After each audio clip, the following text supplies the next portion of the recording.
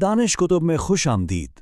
कभी सोचा है कि हमारा दिमाग, जो हमारी सबसे बड़ी ताकत है, वही हमें कैसे बेवकूफ़ बना सकता है। हम हर रोज़ सैकड़ों फैसले करते हैं, लेकिन क्या वो फैसले वाकई हमारे लिए बेहतरीन होते हैं? आज हम अपनी सोच की उन छुपी हुई खामियों को समझेंगे जो हमारे फैसलों पर गैर महसूस तरीके से असरअंदाज होती हैं। अच्छा, चलें एक छोटे से सवाल से शुरू करते हैं। जरा तसव्वुर करें, आपके सामने दो ऑफर्स रखी जाती हैं।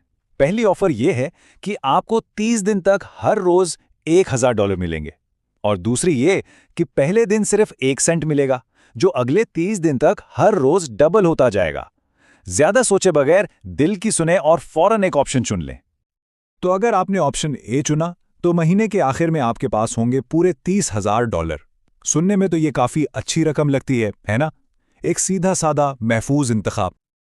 लेकिन अगर आपने ऑप्शन बी चुना था, तो 30 दिन बाद जो रकम बनेगी वो है $5 मिलियन से भी ज्यादा। जी हाँ, $5.3 मिलियन। ये नतीजा देखकर हैरानी होती है ना? ये साफ जाहिर करता है कि हमारी जो अंदर की आवाज है, हमारी गट फीलिंग, वो एक्सपोनेंशियल ग्रोथ यानी किसी चीज के तेजी से बढ़ने को समझ ही नहीं पाती।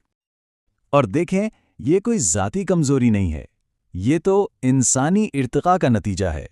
यूं समझें कि हमारे दिमाग का जो सॉफ्टवेयर है ना, वो इस जमाने के लिए बना था जब चीजें एक सीधी लकीर में, मतलब लीनियर और आहिस्ता आहिस्ता बढ़ती थीं।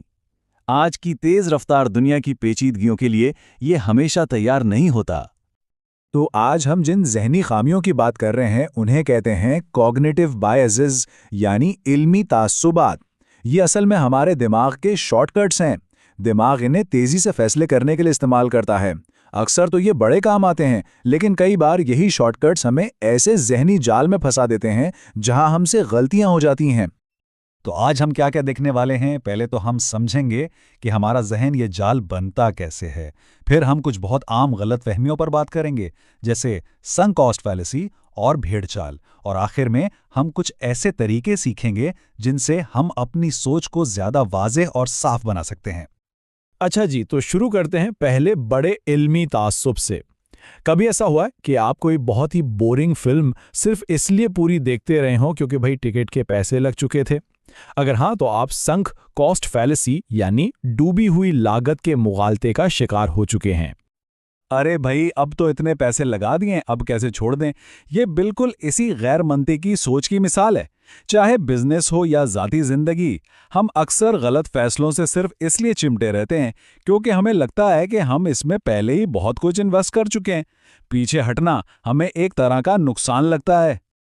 इसका सीधा सा मतलब यह है कि हम अपने फैसले इस बुनियाद पर नहीं करते कि आगे क्या फ़ायदा होगा, बल्कि इस बुनियाद पर करते हैं कि माजी में हम कितना वक्त, पैसा या मेहनत लगा चुके हैं, और जो चीज़ गुजर गई वो तो डूब गई, वो वापस नहीं आ सकती। लेकिन हम फिर भी उसे बचाने के चक्कर में अक्सर और ज़्यादा नुकसान कर बैठते हैं।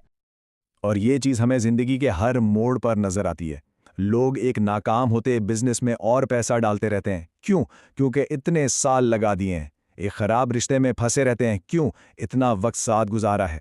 हम ऐसे कपड़े भी संभाल कर रखते हैं जो कभी पहनते नहीं, सिर्फ इसलिए कि वो महंगे खरीदे थे। याद रखने की बात यह है कि फैसला करते वक्त सिर्फ ये देखना चाहिए कि आज से आगे हमारे लिए क्या बेहतर है। चलें अब बात करते हैं एक और दिलचस्प तासुब की। फ़र्ज़ करें आप किसी नए शहर में हो और आपको भूख लगी है। सामने 2 रेस्टोरेंट हैं, एक बिल्कुल खाली पड़ा है और दूसरे में लोगों का रश है। आप कहाँ जाएंगे? जाहिर है ज़्यादातर लोग रश वाली जगह ही जाएंगे, ये सोचकर कि भाई अगर इतने लोग यहाँ खा रहे हैं तो जगह अच्छी होगी। इसी को कहते हैं सामाजिक सबूत या सोशल प्रूफ।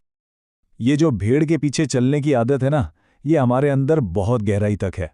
ये असल में हमारे परखों की एक सर्वाइवल स्ट्रैटेजी थी। जरा सोचें, 50,000 साल पहले अगर सब एक सिमत में भाग रहे होते थे तो आप भी उनके साथ भागते थे। पहले अमल करना, बाद में सोचना। जो रुक कर सोचता था वो अक्सर किसी शेर का नवाला बन जाता था। आज के दौर में यही चीज हमें वायरल वीडियोस, ऑनलाइन रिव्यूज और ट्रेंडिंग हैशटैग्स की शक्ल में नजर आती है। अगर लाखों लोग कोई चीज देख रहे हैं तो हमारे अंदर भी उसे देखने की ख्वाहिश पैदा हो जाती है।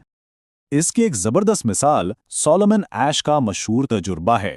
इस स्लाइड पर देखें, जब लोगों से अकेले में एक बहुत ही आसान सवाल पूछा गया तो तकरीबन सब ने सही जवाब दिया। लेकिन जब इन्हीं लोगों को एक ऐसे ग्रुप में बिठाया गया जहां बाकी लोग जानबूझकर गलत जवाब दे रहे थे, तो क्या हुआ? 1/3 लोगों ने भीड़ के दबाव में आकर एक साफ साफ गलत जवाब को सही मान लिया। ये दिखाता है कि समाजी दबाव हमारी हकीकत को देखने की सलाहियत को कितना ज्यादा बिगाड़ सकता है। अच्छा, अब दो ऐसे तासुबात की बात करते हैं जो हकीकत को देखने के हमारे अंदाज को ही बदल कर रख देते हैं। एक है सर्वाइवरशिप बायस यानी बच जाने वालों का तासुब, और दूसरा है कन्फर्मेशन बायस यानी तस्दीकी तासुब। सर्वाइवरशिप बायस तब होता है जब हम सिर्फ कामयाब लोगों की कहानियां सुनते हैं और उन हजारों लोगों को बिल्कुल भूल जाते हैं जो उसी रास्ते पर नाकाम हो गए। हम कामयाब एंटरप्रेन्योर्स को देखते हैं, उनकी कामयाबी का जश्न मनाते हैं, लेकिन उन नाकाम कारोबारों के कब्रिस्तान को नज़रअंदाज कर देते हैं जिनकी बुनियाद पर ये एक कामयाबी खड़ी है। इसकी सबसे बेहतरीन मिसाल दूसरी जंग अजीम के हवाई जहाज़ों की कहानी है। इंजीनियर्स ने जंग से वापस आने वाले जहाज़ों का मुआयना किया ताकि ये पता लगा सकें कि जहाज़ को और महफूज कैसे बनाया जाए। सवाल ये था कि जहाज़ पर इजाफी आमर यानी हिफाजती तह कहाँ लगाई जाए। ज्यादातर लोगों का ख्याल था कि आमर वहां लगानी चाहिए जहां सबसे ज्यादा गोलियों के निशान हैं। सीधी सी बात लगती है ना? लेकिन एक बहुत ज़हीन स्टैटिस्टिशियन थे, अब्राहम वर्ल्ड, उन्होंने कहा नहीं, आमर वहां लगाओ जहां गोलियों के निशान नहीं हैं। अब आप सोच रहे होंगे क्यों? क्योंकि जिन जहाज़ों के इन हिस्सों पर गोलियां लगी थीं वो कभी वापस ही नहीं लौट पाए। जो सबसे अहम डेटा था वो तो नज़रों से ओझल था, यानी वो जहाज़ जो गिरकर तबाह हो गए। और यहीं से बात आती है कन्फर्मेशन बायस की। ये हमारी वो आदत है कि हम सिर्फ वही मालूमात ढूंढते, सुनते और याद रखते हैं जो हमारे पहले से बने हुए ख्यालात की तस्दीक करे। आजकल के सोशल मीडिया एल्गोरिदम तो इसी चीज़ का भरपूर फ़ायदा उठाते हैं। वो हमें वही चीज़ें दिखाते हैं जो हम पहले से मानते हैं, जिससे हमारा यकीन और भी पक्का हो जाता है और हम एक डिजिटल इको चैम्बर या गूंज वाली कोठरी में कैद होकर रह जाते हैं। तो अब जबकि हमने इन जहनी जालों को पहचान लिया है, तो सबसे बड़ा सवाल ये है कि भाई इनसे बचा कैसे जाए। चलें अब वाज़ेह सोच के लिए एक टूल किट पर नज़र डालते हैं जिसमें कुछ अमली तरीके शामिल हैं। नंबर 1, संक कॉस्ट से बचने के लिए माजी को भूल जाएं। कोई भी फैसला करते वक्त खुद से सिर्फ ये सवाल पूछें, अगर मैं आज ये काम 0 से शुरू कर रहा होता तो क्या मैं तब भी यही फैसला करता? नंबर 2, भीड़ चाल का मुकाबला करने के लिए भीड़ से सवाल करें, क्या ये काम इसलिए ठीक है कि ये वाकई ठीक है या सिर्फ इसलिए कि सब कर रहे हैं? नंबर 3, सर्वाइवरशिप बायस से बचने के लिए कब्रिस्तान को तलाश करें। हर एक कामयाबी की कहानी के पीछे नाकामी की कई कहानियां छुपी होती हैं। उनसे सीखें ताकि आप वो गलतियां ना दोहराएं। और आखिर में नंबर 4, कन्फर्मेशन बायस को हराने के लिए अपने आप से बहस करें। जानबूझकर ऐसे सबूत तलाश करें जो आपके ख्यालात के खिलाफ हों। अपने वकील नहीं बल्कि अपने मुंसिफ बने। देखें, सबसे अहम बात ये समझने की है कि इन तासुबात के बारे में सिर्फ जान लेना, इनको पहचान लेना ही पहला और सबसे ताकतवर कदम है। जब हम इन जहनी जालों को पहचानना शुरू कर देते हैं, तभी हम उनसे बचने और ज़्यादा बेहतर, ज़्यादा मंतकी फैसले करने की पोजीशन में आते हैं। तो अब सवाल ये है कि आपकी जिंदगी में इनमें से कौन सा जहनी जाल सबसे ज्यादा असर डाल रहा है और इससे निकलने के लिए आप पहला कदम क्या उठाएंगे? अगर आज के इस तज्जिये ने आपको अपनी सोच के बारे में कुछ नया सोचने पर मजबूर किया है, तो अपनी जिंदगी को अपग्रेड करने के इस सफर को जारी रखने के लिए हमारे साथ जुड़े रहें।